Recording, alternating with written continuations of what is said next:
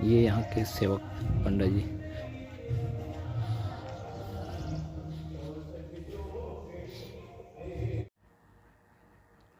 नमस्कार, आदाब, सत श्री अकाल। आप देख रहे हैं आज सांसद जो कि हमारे राजगढ़ ज़िले की शान कहलाते हैं, श्री रोरमल जी नागर, उनके गांव रायपुरिया में हम यहाँ उपस्थित हुए हैं। यहाँ पर अति प्राचीन देव स्थान यहाँ पर है।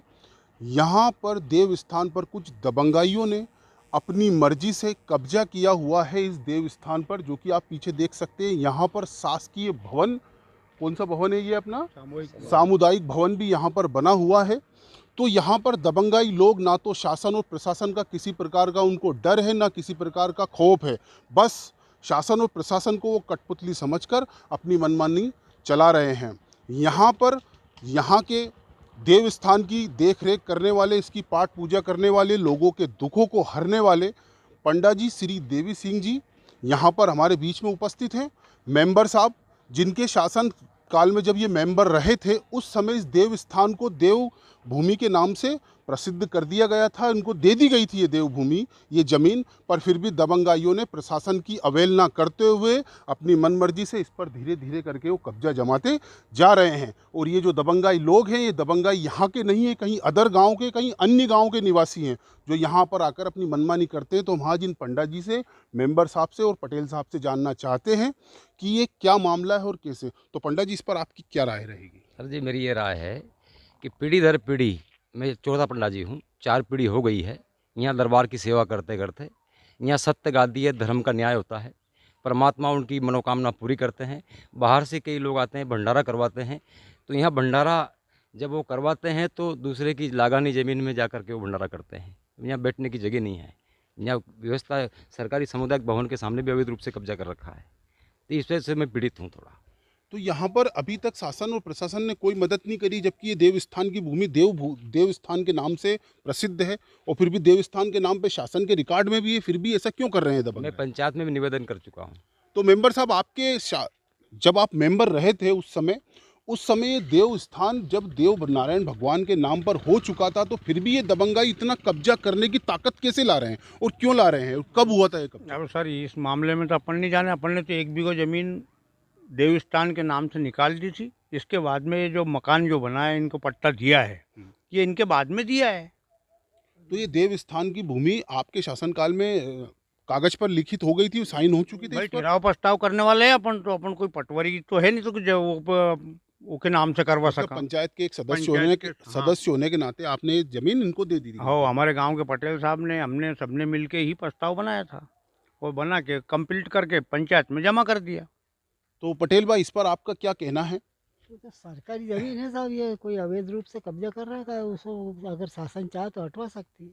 तो आप सभी ग्रामीण और पूरी पंचायत मिलकर चाहें तो इस देव भूमि को और देव स्थान को बचा सकते हैं। इस पर आपकी क्या रहेगी?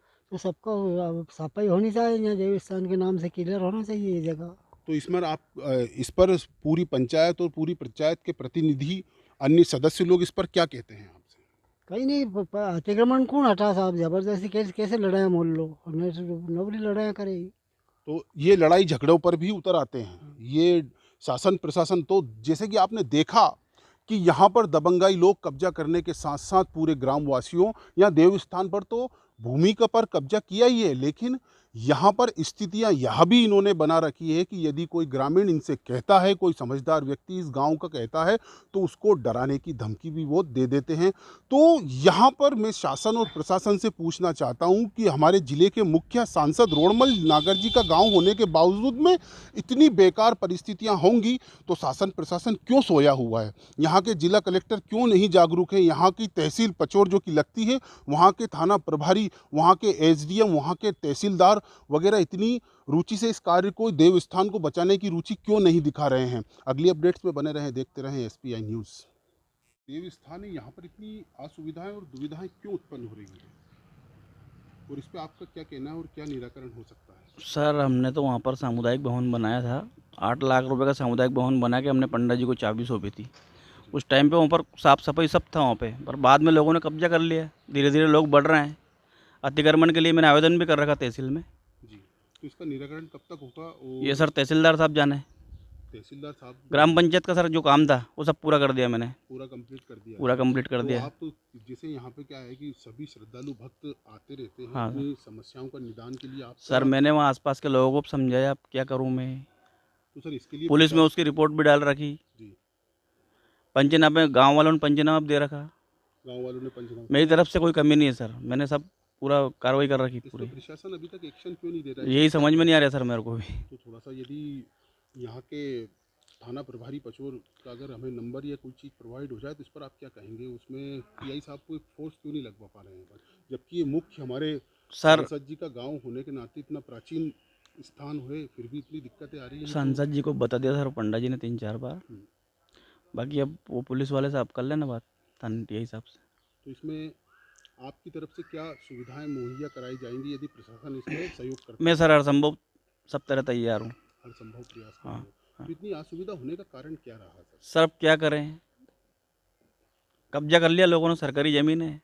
शासकीय जमीन है, कम से कम देवस्थान की जमीन पे हाँ यदि तो कोई वो तो वहाँ सुरक्षा जो कवच वो तो वहाँ जो रह रहे हैं लोग, उनको सोचना चाहिए ना कि यहाँ उसमें अगर 150 छोटी सी बाउंड्री या तार फिनिशिंग हो जाए तो किसी प्रकार की कोई असुविधा? बाउंड्री के लिए सर अब कर रहे हैं अपन प्रयास, धीरे धीरे बढ़ रहे हैं आगे, काम एक एक काम करके निपटा रहे हैं सब। बाकी वहाँ पे तो पहले भवन भी नहीं था, भवन भी मैंने ही बनाया हो। जी, हाँ चलिए ठीक है। ठीक है।